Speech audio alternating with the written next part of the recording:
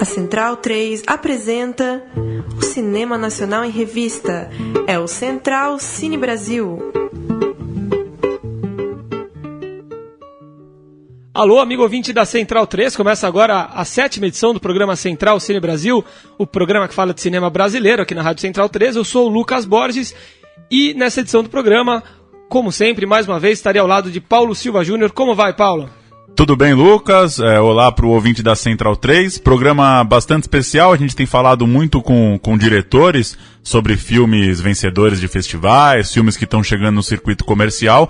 Hoje a gente vai bater um papo específico sobre som e com certeza quem curte cinema tem curiosidades e vai gostar desse papo de a gente se aprofundar um pouco sobre a música e sobre o som no cinema.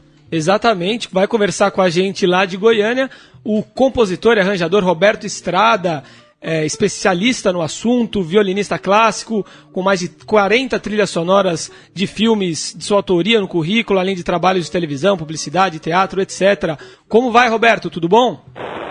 Tudo bem, Lucas. Como vai você? Tudo bem também, tudo tranquilo. É um prazer ter você aqui conosco.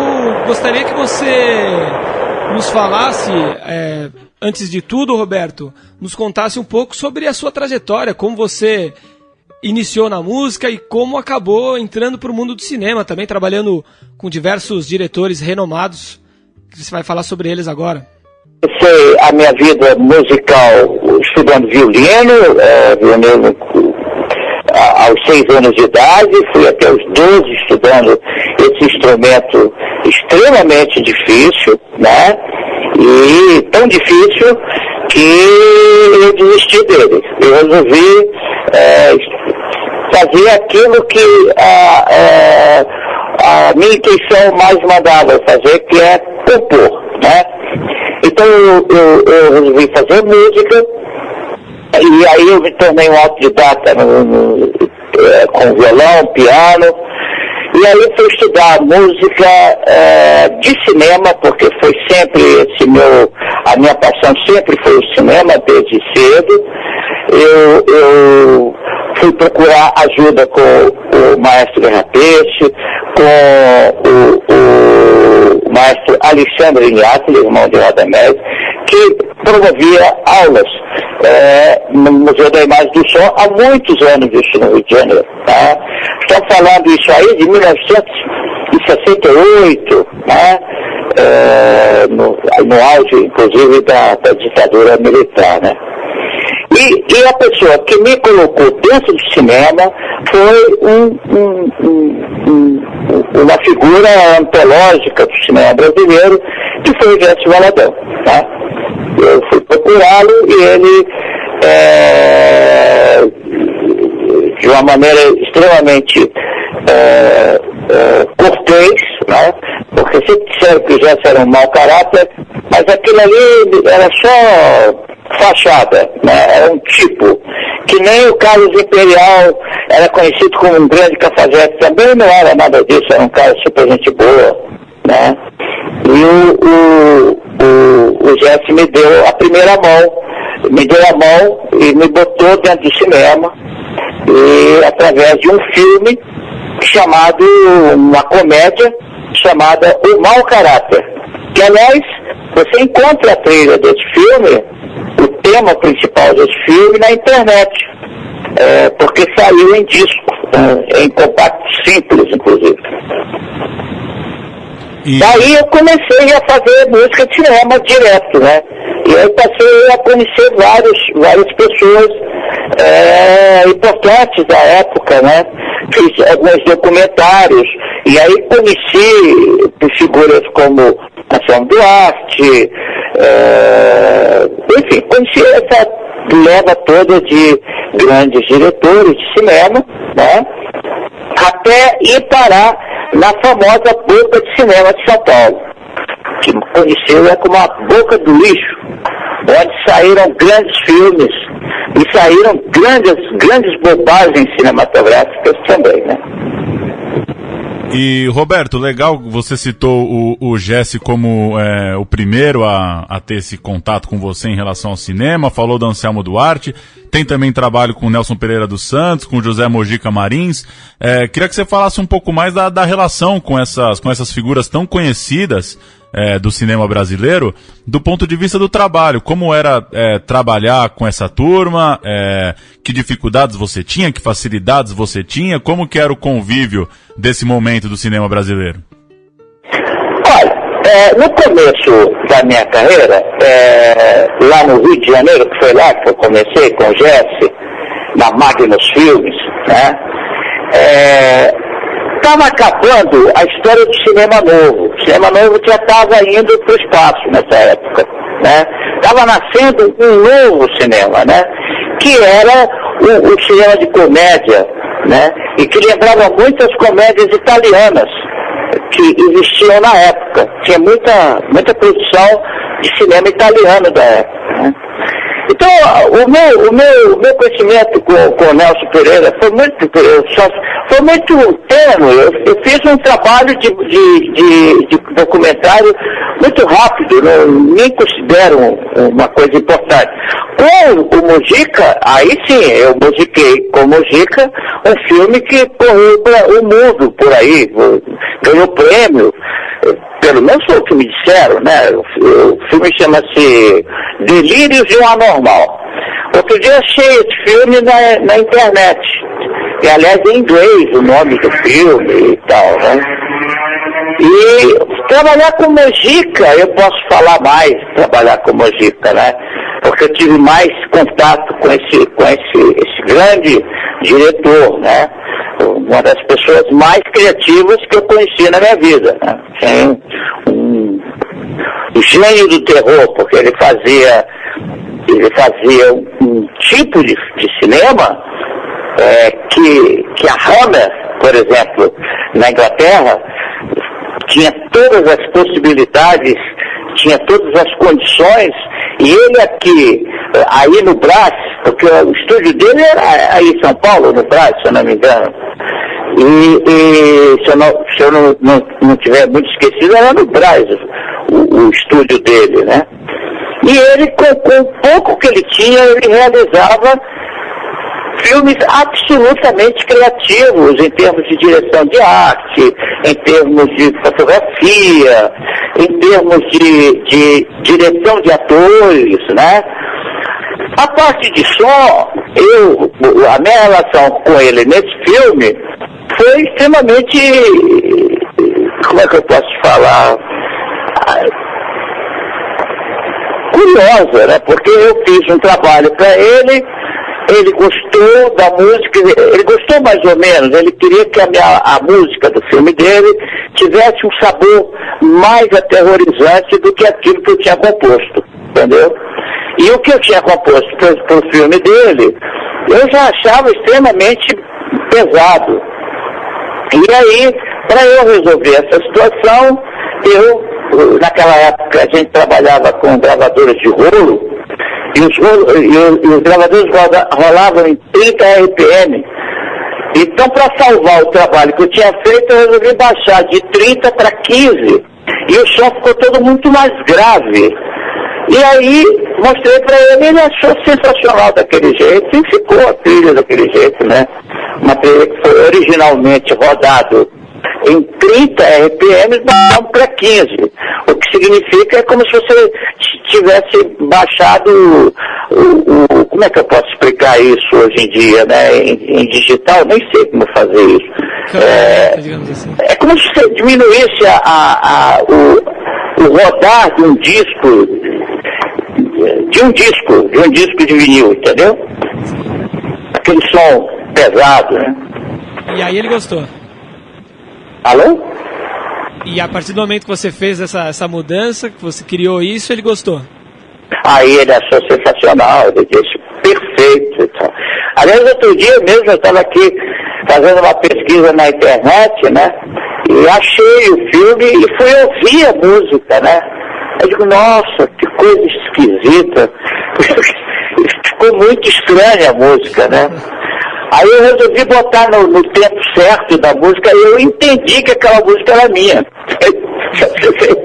Só pra você ter uma ideia de como é louco trabalhar com essa figura. Interessante. Agora, o resto dos diretores, Anselmo Duarte, por exemplo, eu trabalhei com ele num filme chamado Ninguém Segura Essas Mulheres, que era o único filme produzido pelo Silvio Santos, né? Foi uma investida do Silvio no cinema brasileiro, né? E era uma época em que se fazia filmes em 4 episódios, entendeu? Cada episódio era um diretor. Aliás, há pouco, na Argentina, fizeram Relatos Selvagens, que são também 4 histórias. Aliás, excelente filme, né? Sim, sim. Recomendo. E naquela época o pessoal fazia muitos filmes em 4 episódios, 3 episódios. Isso para facilitar a produção, né? Bacana, Roberto. Entrando agora na parte mais técnica, falando de som, o cinema, claro, é uma arte visual, mas qual é o grau de importância do som no longa-metragem? Até que ponto a trilha pode afetar o resultado final de um filme, pode transformar um filme? Olha, eu estava lendo ainda há pouco um livro sobre música de cinema e sobre um grande compositor chamado Jerry Goldsmith, né? E o autor do livro diz o seguinte, que a música de cinema, ela jamais consegue fazer um filme ficar... a música de cinema jamais consegue derrubar um filme, né? A não ser que o filme seja muito ruim, né? Agora, a música de cinema faz com que o filme traga muito mais emoção ao espectador, né? A importância da música de cinema é fazer com que o espectador sinta antecipadamente a emoção que vai ser mandada para ele segundos depois, minutos depois. Por exemplo, numa cena de suspense, numa cena de um filme qualquer, que seja um filme de suspense, digamos assim, a música, ela começa, o filme está lá, a narrativa está rolando, e de repente a música começa a ficar pesada. O que o diretor e o compositor quer dizer com isso? Ele está querendo comunicar ao espectador que lá na frente vai acontecer alguma coisa com o personagem do filme. Isso é música de cinema. É para isso que se faz música de cinema. Para mexer com a emoção do espectador. Entendeu? A música de cinema, ela quando bem criada, ela eleva o filme. Ela faz com que o filme funcione melhor. Entendeu? Seja mais bem aceita pelo espectador. Claro, o grande problema é que o espectador não sabe da importância da música, porque ele vê o filme num contexto só. Ele não ouve o filme, ele vê o filme. A audição vai em segunda, digamos assim, como segunda parte da história. Mas a música é tão importante, às vezes, que sem a música, aquela cena perde todo o conteúdo. Entendeu? E, Roberto, e do ponto de vista da evolução do cinema ao longo de todo o século XX, agora também com as novas tecnologias do século XXI, o que você poderia falar sobre a evolução do aproveitamento da música? Quando você assiste um filme contemporâneo, e, enfim, lembra de alguns trabalhos que você fez há algum tempo, que evolução que você vê, que mudanças que dá pra gente falar a respeito da evolução do cinema, de como as tecnologias permitem um novo uso ou novos usos para a música? Olha, o que eu posso te falar sobre isso é o seguinte: a tecnologia trouxe para o compositor desse tipo de atividade, trouxe facilidades, né? Por exemplo, hoje eu tenho um setup de música com samples de última geração, né? Então hoje eu pego o filme, coloco numa tela, é uma tela. Numa outra tela eu realizo todo o trabalho técnico de gravação e eu fico vendo a imagem rolar naquela outra tela. O que isso me faz? Eu fico tranquilo esperando que a emoção que o filme me passe me faça, com os meus dedos, procurar a melodia que vai sair da minha cabeça, entendeu? De acordo com a minha emoção. Antigamente, você tinha que fazer assim, você assistia o filme, primeiro você lia o roteiro, aí você se inteirava desse roteiro absolutamente. Depois você ia ver o filme editado. Na verdade, era uma pré-edição numa moviola, tá certo? Aí você escrevia as partituras, chamava os músicos, ia lá e produzia a trilha do filme, né? Isso no Brasil, porque lá nos Estados Unidos nem era assim, era melhor lá. Lá você fazia o filme, a trilha, vendo a imagem ali no próprio estúdio, num telão, com a orquestra toda ali na tua frente, o maestro olhando e fazendo o tempo certo dos compassos da música naquela sequência. Hoje em dia você faz isso no seu computador, no seu setup, né? Com timbres que são absolutamente iguais, flautas perfeitas, violinos que você só falta ver o som, ver o breu do arco do violino saindo no atrito das cordas. Enfim, hoje tudo é mais fácil, né? Agora, tem uma coisa que não é legal. A gente não pode mais, por uma questão de financeira, contratar uma orquestra para fazer a trilha de um filme, que fica muito caro, entendeu?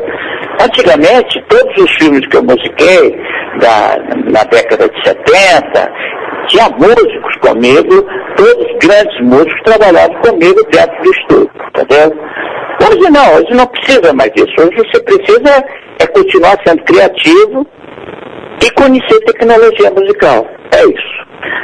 E no meio dessa evolução do cinema, desde as trilhas orquestrais, etc., a gente pode citar alguns nomes, né, que são icônicos em questão de trilha de cinema, né? A gente pode falar aqui de Bernard Herrmann, John Williams, Ennio Morricone, né? São algumas das referências para você, Roberto?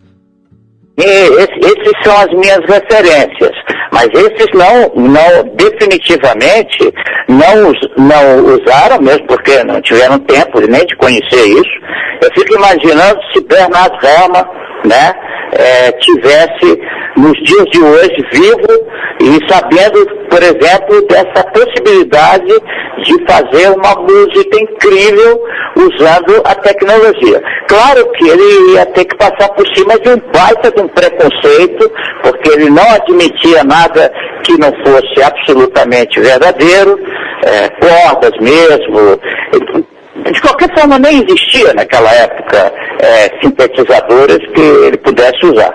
Mas fico imaginando se ele iria aceitar uma coisa dessa. Se nem Tom Jobim, que é mais ou menos da nossa época, aceitava, né, algo eletrônico, né?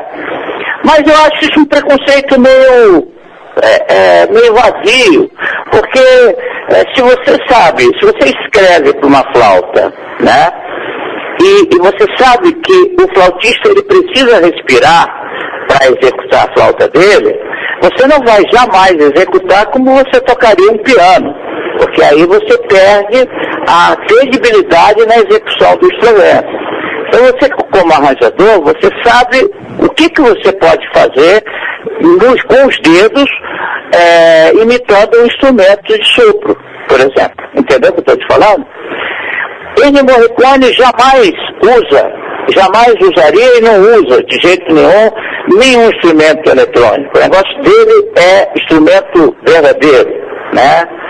O que ele usa muito assim, en passant, são alguns sintetizadores, mas mais para efeito do que para música, em se tratando de música mesmo. Jerry Goldsmith já foi embora. John Williams, nem pensar em negócio de música eletrônica. Ele é um maestro sinfônico, né? Agora, já Hans Zimmer, não. Se você ver o trabalho dele, é um trabalho extremamente natural, mas feito dentro de um setup eletrônico, normal. A gente citou esses 3 nomes, né? Bernard Herrmann, muito conhecido pela trilha de Psicose, ainda fez Taxi Driver adiante, Cidadão Kane antes disso, Kill Bill mais recentemente, né? Fez tudo isso. John Williams é o grande parceiro do Steven Spielberg, fez A Lista de Schindler, Lincoln, outros vários filmes, e o Ennio Morricone ganhou o Oscar, né, no fim de semana passado. Acabou de ganhar o Oscar, o que, aliás, me encheu meu coração de emoção, porque eu considero o maior compositor de cinema vivo na atualidade. Eu não sei como é que ele ainda consegue fazer música tão velhinho daquele jeito e tão inspirado, né? Tão grande compositor. Ele que era famoso pelos Western Spaghetti, né? Ganhou essa homenagem do Tarantino fazendo a trilha dos 8 Odiados e ganhou a homenagem do Oscar também, né? Recebendo o prêmio. Claro. Passando por cima do John Williams, né? Sim. E que já tinha ganho o Oscar por aquele filme lá de ação lá que ele fez. Como é que é o nome do filme? Que eu esqueci. Ele tem 5 Oscars, né, o John Williams? Ele agora concorria com A Ponte dos Espiões, né, do Spielberg também, né? O John Williams é impecável, né? Mas dizem os críticos que o Ennio Morricone ter ganho esse Oscar por cima do John Williams foi uma grande vitória, né? Porque o John Williams é poderoso demais, né, cara? O cara é super indicado, né? Em vários filmes. Roberto, eu queria te fazer uma pergunta a respeito do som que chega até o espectador no cinema. Uma coisa que o formato digital também causa é uma variação absurda de formatos, de tipos, de arquivos, né? Não raro, filmes são enviados para festivais e não se sabe direito qual que é a formatação da sala, e manda um áudio 5.1 e a sala é estéreo, enfim, todas essas complicações que vez ou outra o espectador não sabe, mas que elas estão acontecendo. Você que tem um ouvido muito acostumado com trilha e com som, enfim, às vezes se depara com coisa mal executada ou com coisa que talvez não chega pro espectador como deveria chegar. O que você poderia falar um pouco disso, do som que chega de fato nesses mais variadas formas? Agora, enfim, as pessoas assistem filmes no computador, jogam o computador na televisão, cinemas dos mais variados tipos. Que prejuízo isso pode ter para que a gente consiga receber a qualidade de som que quem compôs a trilha desejava? Olha, eu acho assim, a tecnologia, esse negócio de som digital, o fim da fita, né, que era um som análogo, analógica, né, que era dizem que várias pessoas dizem que o som do vinil é muito mais profundo do que o som digital. Eu concordo literalmente com isso. Mas eu não penso mais assim. Eu acho que o que tem é trabalho de pós-produção bem feito e mal feito. É isso que eu acho. Eu, por exemplo, assisto filmes. Por exemplo, eu assisti um filme há pouco tempo atrás, aqui, que é um filme atual, mas o filme com uma qualidade de som horrorosa. Você não entende que é o diálogo, né? Você não entende o diálogo, porque a captação do som do diálogo foi mal feita. Não é culpa da tecnologia, ao contrário, a tecnologia facilitou muito, mas muito mesmo a vida de quem faz captação de som. Basta te dizer que o trabalho que eu realizei aí no Cine Sesc, junto, inclusive, do seu parceiro aí, Eu fiz com um gravador, aquele modelo Zoom, não sei se você conhece, e que tem 4 canais, e ele grava maravilhosamente bem. Você não perde uma palavra do que está do que foi capturado, né? O que eu acho é que existe uma coisa muito simples: pouco conhecimento sobre o áudio no Brasil. Não se estuda áudio no Brasil, entendeu? A impressão que eu tenho, ministrando minha oficina, como tenho feito isso pelo Brasil, é que ninguém sabe nada de áudio, entendeu? Eu dei aula agora lá na 19ª Mostra de Cinema Tiradentes. Eu tive 3 alunos da UF do Rio, e o pessoal me disse que o que eu ensinei para eles nunca aprenderam na universidade, no curso de cinema. Com 3 anos de curso, eles nunca tinham ouvido falar naquilo, nunca ouviram falar em Foley, não sabe o que é isso, né? Em Santa Catarina, fui dar aula lá na Fiesc de Santa Catarina, tinham 5 alunos da universidade lá, de cinema de lá, que também não sabiam sobre linguagem de ruídos, né? Não tem conhecimento, é uma ignorância absoluta nesse país em relação ao som. O som é como se o som não existisse, é como se a gente estivesse vivendo até hoje no cinema mudo, porque ninguém estuda quando existe um universo inacreditável. O universo do áudio é uma coisa impressionante. Não precisa nem muito, basta lembrar as novelas da Rádio Nacional, né? Quando naquela época você ouvia uma novela de rádio, você só botava o ouvido para funcionar ouvindo aquela narrativa com ruídos, com música, com diálogos. Você via a cena. Não precisava de imagem para você ver a cena, você via a cena, né? O que eu acho sim é que falta conhecimento de produção de som. Essa que é a verdade. A tecnologia só veio facilitar isso. Tanto é que o cinema nacional, no tempo que eu fazia cinema, acontecia uma série de coisas que as pessoas nem sabem. Por exemplo, você sabe por que o cinema nacional tinha um som ruim? Você tem alguma ideia? Não. Por que, Roberta? O cinema nacional era ruim porque o som do cinema é um som óptico. O som óptico é um som revelado, assim como você revela uma fotografia, né? Como você revela o negativo do filme, você revela o som. O som óptico é revelado. A química utilizada para revelar o som do cinema nacional naquela época era uma química podre, era uma química que já tinha sido usada em outros filmes que chegavam para serem elaborados lá na química. Como é que eu posso explicar? Chegava lá vários filmes americanos, por exemplo, tá? As distribuidoras mandavam os filmes, porque existiam 2 laboratórios, a Revela e a Líder, lá no Rio de Janeiro.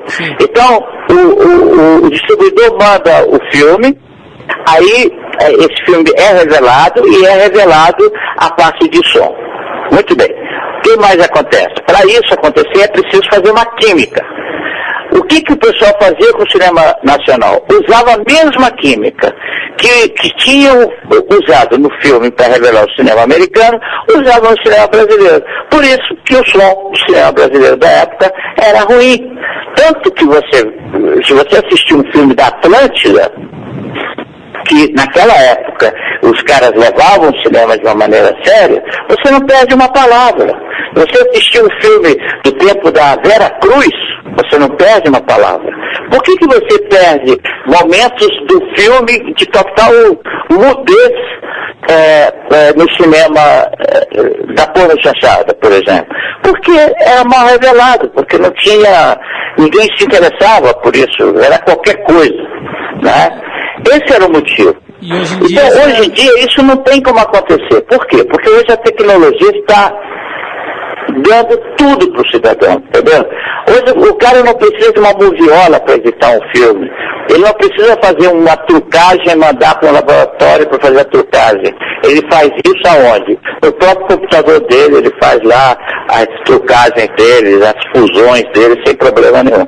Então a tecnologia hoje é 10 para todo mundo. Basta que você seja criativo, né? E que você tenha conhecimento sobre aquilo que você está fazendo. Antes de fazer mais uma pergunta, Alberto, só uma correção. Eu disse que o John Williams tinha concorrido ao Oscar de melhor trilha original nesse ano por Ponte dos Espiões, mas na verdade foi por Star Wars, O Despertar da Força. Exatamente. Ele ia ganhar pela segunda vez esse Oscar. Sim. Porque ele já ganhou o primeiro Oscar foi no filme anterior. E ele estava indicado para esse segundo, pela segunda vez, pelo mesmo filme, né? Sim, mesma trilogia, mesma saga, né? E a gente falou bastante de trilha até agora, de composição. A gente falou até agora bastante de trilha, de composição, Roberto, e você citou o Foley agora, né?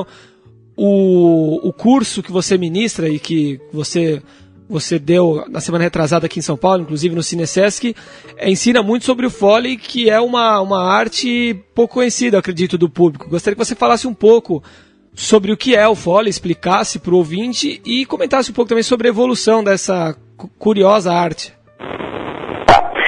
O Foley é a arte de você dublar os ruídos que acontecem no filme, né? Se na tela do filme, na exibição do filme, na sequência, um copo cai no chão, o artista do Foley tem que fazer esse copo cair no chão dentro de um estúdio. Isso para que ele consiga elaborar uma banda sonora chamada Banda Internacional ou Banda B, que é utilizada para quando o filme é mandado para fora, para que as pessoas lá de fora consigam fazer as dublagens. Na TV Globo, por exemplo, tem um departamento de Foley para as novelas da TV Globo, porque quando eles fazem cada capítulo que é feito, vai parar no departamento de Foley, onde os artistas do Foley realizam toda a parte de ruídos que acontecem naquele capítulo, tá? E aí mixa a música com os ruídos, sem diálogos. O Foley, ele foi feito para isso, tá? Para que você evidencie os ruídos que acontecem no filme, tá? Todo filme, qualquer filme, tem Foley, tem um artista fazendo essa parte. Por exemplo, Bernard Herrmann fazia isso nos filmes do Hitchcock. Ele cuidava dessa parte também, tá certo? Além de fazer a música, ele também cuidava dessa parte de criação do Foley. O Foley é muito fácil de você descobrir em qualquer filme. É só você assistir o filme. No final, quando está subindo os créditos finais, você vai ver lá. Artistas do Foley, fulano, ciclano, beltrano, ok? O Foley é uma atividade absolutamente criativa, né? Você produz sons utilizando objetos que jamais você poderia imaginar que aquele objeto serviria para sonorizar aquela determinada cena. Então, por exemplo, te dar um exemplo. Numa das oficinas que eu fiz, eu usei um trecho do filme Ratatouille. E a sequência do filme é uma sequência que o ratinho está com o irmão dele na casa de uma velha maluca, né? E que descobre que os dois ratinhos ali, que pega uma espingarda e começa a dar tiro para tudo quanto é lado. Então tem uma sequência lá que o irmão do ratinho, do Ratatouille, sobe pelo armário e se atira num candelabro não, como é que chama? Uma luminária, né? Que fica girando para lá e para cá, para lá e para cá, para lá e para cá, né? E aí tinha que ter um som ali, né? Naquele lustre que está girando para lá e para cá. E aí o aluno ficou sem saber, ninguém sabia o que colocaria ali. Tinha que ser alguma coisa que rangesse, porque era um candelabro, era um lustre antigo, né? Que o tipo de lustre antigo, de casa velha e tal. Então, naturalmente faria um determinado barulho, né? Aí, depois de pensar muito, o aluno foi lá em cima e me trouxe um furador de papel. Sabe aqueles furadores de papéis? Assim, você junta um monte de papel e fura para depois encadernar. Ele pegou aquilo e com aquilo ele produziu exatamente o som do lustre para lá e para cá, para lá e para cá. E quando ele empurrava o furador para baixo, com a alavanca para baixo, como se ele estivesse furando, o furador fazia... Quando ele voltava a fazer... Entendeu? Dava exatamente o som. Isso é o trabalho de um artista do Foley. É criar o som com objetos inesperados. Tá certo? Legal. Roberto, pra gente já encaminhando para a parte final do nosso papo, a gente sempre traz um pouco de história do cinema nacional. A gente resolveu lembrar hoje, né, e recomendar para quem quiser saber um pouco mais da vida do profissional, o Geraldo José. Participou dos clássicos Rio 40 Graus, Vidas Secas, Deus e o Diabo na Terra do Sol. Tem inclusive um documentário sobre a carreira do Geraldo José, O Som Sem Barreiras é o nome do filme. Eu queria que você falasse um pouco, se você tem alguma coisa para citar sobre o Geraldo, e aproveitar para falar do cinema novo, de forma geral. Como que você vê esses filmes, que importância tem esses filmes, como Vidas Secas, como Deus e o Diabo, para o cinema brasileiro, e se você tiver alguma coisa para citar sobre o Geraldo José. Bom, eu tenho para citar sobre o Geraldo José. Eu acho que o Geraldo José foi o mago do som no audiovisual desse país, né? Geraldo José foi um grande amigo, me ensinou coisas, vi ele fazendo coisas que eu nunca vi ninguém fazer e que quem visse acharia que ele é um louco. Por exemplo, ele dublar os ruídos de dois caras brigando, e ele brigava com ele mesmo em frente a um microfone Neumann, né? Com um chão exatamente parecido com aquele que aparecia na tela, e ele fazia os socos, ele batia o soco, ele batia as mãos no peito dele, ele urrava, ele gemia, ele se jogava no chão, parecia que estava tendo uma convulsão para emitir os sons necessários daquela briga que estava acontecendo ali. Geraldo José realmente foi o máximo. Eu acho que até hoje ninguém conseguiu superar a criatividade, né, desse cidadão que vem do tempo da Rádio Nacional e que trabalhou em todos esses filmes aí que você citou, Vidas Secas, os filmes do Glauber Rocha, e trabalhou também em todos os filmes do tempo da Boca de Cinema de São Paulo, da Boca de Cinema do Rio. O Geraldo nunca parou de fazer cinema, começou lá fazendo a sonoplastia da Rádio Nacional, né? Fazendo as novelas, né? Ele fazia todos os sons das guerras que aconteciam em Jerônimo, Herói do Sertão, que foi a novela mais famosa da Rádio Nacional de ação, né? Então o Geraldo José 10.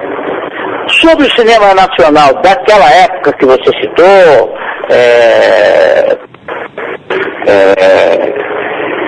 esse pessoal, eu não falaria de Vidas Secas, né? Porque aquele é um cinema sério, um cinema pensado, planejado, não é? Agora, eu realmente eu tenho muita admiração por Glauber Rocha, acho que o Glauber Rocha deixou uma marca nesse país, na área do audiovisual. Mas, sinceramente, eu não acho que aquilo seja cinema, porque cinema é uma coisa muito mais complicada que aquilo. Cinema não é você botar uma câmera no ombro, uma ideia na cabeça e sair filmando. Eu não acredito nisso, eu não acho que isso seja... Não acho, sinceramente, não sou fã desse tipo de cinema. Eu sou fã do cinema planejado, pensado, o cinema que realmente o cara pague lá para ver o filme e saia extasiado do cinema. Pô, que coisa bem feita, que fotografia bem cuidada, que som lindo, que história, que diálogos, música, tudo perfeito. Esse para mim é o cinema que eu amo e respeito. Legal. Não respeito um cinema onde não haja planejamento, né? Existia até uma história na boca de cinema lá do Rio de Janeiro, que o cinema novo fazia uma piada, diziam que o cinema novo era assim, o cara fazia o roteiro, depois pegava o roteiro, deixava todo ele direitinho, assim, página por página, depois jogava pra cima, aí juntava as páginas mesmo fora de ordem, tá? E aí fazia o filme daquele jeito. Claro, isso é uma tiração de sarro, uma sacanagem, né? Mas cinema é muito mais complexo do que aquilo que eu vi do Glauber Rocha, sinceramente. Eu respeito quem gosta, mas eu não gosto. Pra mim não é cinema. Roberto, muito obrigado por ter participado do programa com a gente. Um grande prazer ouvir você contar sobre as suas experiências no cinema e nos contando um pouco mais sobre o som, né, nessa arte. Olha, nessa arte eu ouvi pouco o que você falou porque deu uma interferência. Mas deixa eu te falar uma coisa. Eu vou voltar para São Paulo através do Sindicine, o Sindicato dos Profissionais de Cinema, do dia 3 ao dia 6 de maio, tá? Sim. Essa é a minha próxima oficina aí em São Paulo. Mas agora, dia 8, eu estou indo para Cuiabá, depois eu estou indo para Taubaté, depois eu estou indo para Belo Horizonte, continuar a passar os meus ensinamentos sobre som para cinema, né? Legal. Para as pessoas ligadas ao audiovisual. Bacana. Ou não. Fica o convite então, Roberto, para quem tiver interesse, com certeza vale muito a pena. A gente fica aguardando uma visita sua aqui nos estúdios da Rádio Central 3. E para encerrar a sua participação, Roberto, a gente vai ouvir um pedacinho da trilha de abertura de Excitação, o filme do Jean Garret, com o qual você venceu, né, o troféu de melhor música do Prêmio APCA em 1976. Maravilha. Você tem ele aí? Sim, vamos ouvir aqui. E mais uma vez, muito obrigado pela sua participação, foi um prazer. Eu que agradeço, o que precisar é só me chamar. E desculpa qualquer coisa, mas a transmissão não está muito... Está difícil de falar. É que entendeu? O seu ouvido não muito ouço inteligente, bem né, o que vocês falam, mas agora a gente chegou ao fim, eu espero. Valeu, Roberto. Muito obrigado. Um abraço. Um abraço para vocês aí. Tchau, tchau. Vamos ouvir então a trilha de abertura de Excitação, música que deu ao Roberto Estrada um prêmio APCA em 76. Vamos ouvir.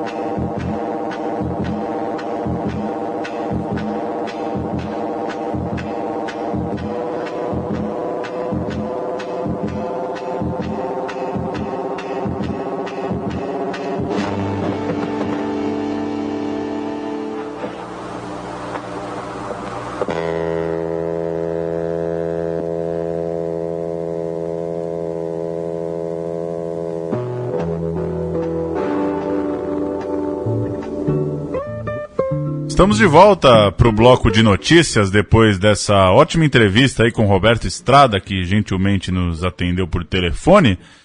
Começar ainda repercutindo o Oscar. O diretor Ale Abreu, de O Menino e o Mundo, criticou o fato da apresentação do Oscar contar com personagens históricos de Toy Story, da Pixar, concorrente dele, né, do brasileiro, no prêmio de melhor animação do ano. Abre aspas pro Ale Abreu, que desabafou aí na internet. Na boa, sem querer tirar o merecimento do Inside Out, que é o Divertidamente, né, o vencedor do Oscar. E correndo o risco de parecer ressentimento meu.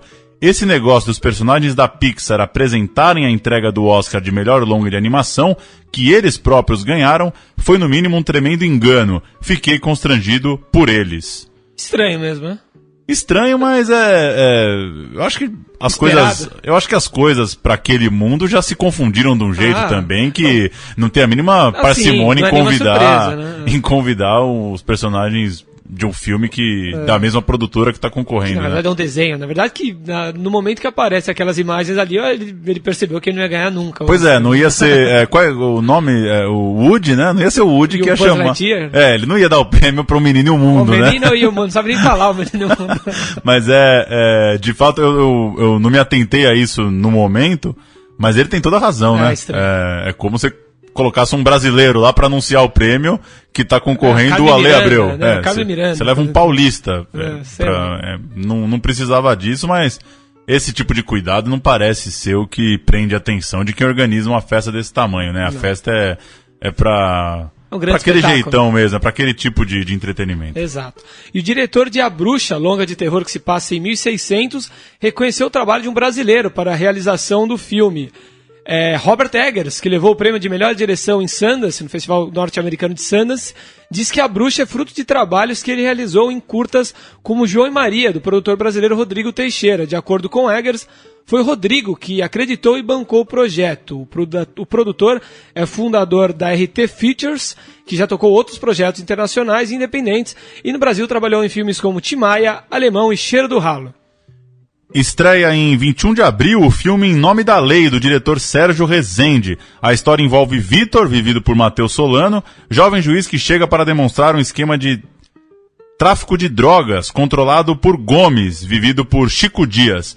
A promotora Alice, que é vivida por Paulo Oliveira, também tem papel fundamental na trama. Sérgio Rezende é o diretor de filmes como Salve Geral, Zuzu Angel e Mauá, O Imperador e o Rei. E a gente vai ouvir agora o trailer de Em Nome da Lei, que estreia no próximo mês de abril e, como eu citei, tem no elenco nomes como Matheus Solano, Chico Dias e Paola Oliveira. Vamos ouvir. Só o contrabando dá um prejuízo anual para o país de 100 bilhões de reais. Ei, você. Tá procurando alguém? Você quem é? Alice Costa, procuradora. Vitor Ferreira, sou o novo juiz. A polícia de São Paulo apreendeu numa operação nessa manhã 600 quilos de maconha e 50 quilos de cocaína. Parou! A gente investiga, o Ministério Público denuncia e o senhor julga. Vai ser assim, não vai? Vai ser como a lei determina. Isso aqui é muito pior do que qualquer um possa imaginar. É fronteira. Conhece esse avião? Mas eu não tô nessas fotos aqui, não. Na guerra não interessam os princípios, interessa quem ganha. O esquema desses caras é pesado demais. Tem algumas evidências aqui comigo? Se eu não gostar das suas evidências, eu posso mandar prendê-lo. Vai querer mostrar? Esse homem não vai ser vencido com recado. Então haja. A federal cercou a casa. Como é que é? Você abre o jogo e a gente amacia o seu processo.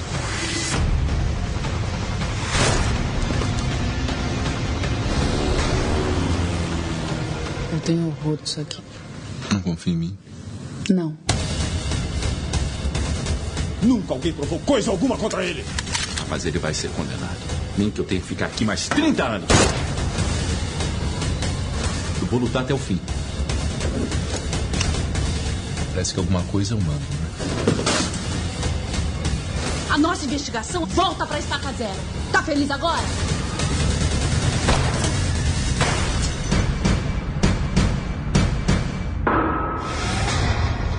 Eu acredito em justiça. A distribuidora Imovision anunciou que vai lançar no Brasil o documentário Foco Amare, italiano que venceu o Urso de Ouro no último festival de Berlim. O filme de Gianfranco Rosi conta os conflitos dos refugiados africanos que chegam à Itália e, em paralelo, narra a vida de um garoto italiano na ilha de Lampedusa. A distribuidora também vai trazer ao país o vencedor do Urso de Prata em Berlim, vencedor do Urso de Prata de melhor roteiro, o polonês United States of Love. A última, foram divulgados pela Ancine os 12 longas brasileiros pré-selecionados por um dos curadores do Festival de Cannes. Ele está, nessa semana, assistindo aos filmes aqui no Brasil, como parte da ação Encontros do Cinema Brasileiro. São 12 filmes nacionais que buscam aí um lugar ao sol, uma vaga para viajar para a França e para participar desse grande festival. A lista: A Cidade do Futuro, Eu Não Vou Dizer Eu Te Amo, Eu Te Levo, Fica Mais Escuro Antes do Amanhecer, Menino 23, Mulher do Pai, A Noite Escura da Alma, Para Ter Onde Ir, Rebento, Requiem para uma Cidade em Ruínas, Urutau e Chale. Os 12 filmes brasileiros aí, nessa iniciativa da Ancine, que traz grandes curadores, né, de festivais internacionais para assistir aos filmes no próprio país. Uma chance dos filmes brasileiros estarem mais próximo desses grandes festivais, os curadores desses grandes festivais. É isso. Valeu, Lucas. Valeu, Paulo. E antecipando, na próxima semana, dia 13 de março, o aniversário de 80 anos, né, do José Mojica Marinho, Zé do Caixão, devemos fazer uma homenagem por aqui, né? Pois é, tentar trazer a turma aí que tem participado de trabalhos a respeito do Mojica e um cara que acho que ao longo do tempo tem sido cada vez mais reconhecido. Imagino que daqui uns anos isso siga crescendo. Ele que tem uma filmografia invejável, né? Um trabalhador incansável e um maluco e apaixonado pelo cinema. A gente fala mais dele semana que vem. Até lá então, boa noite. Valeu!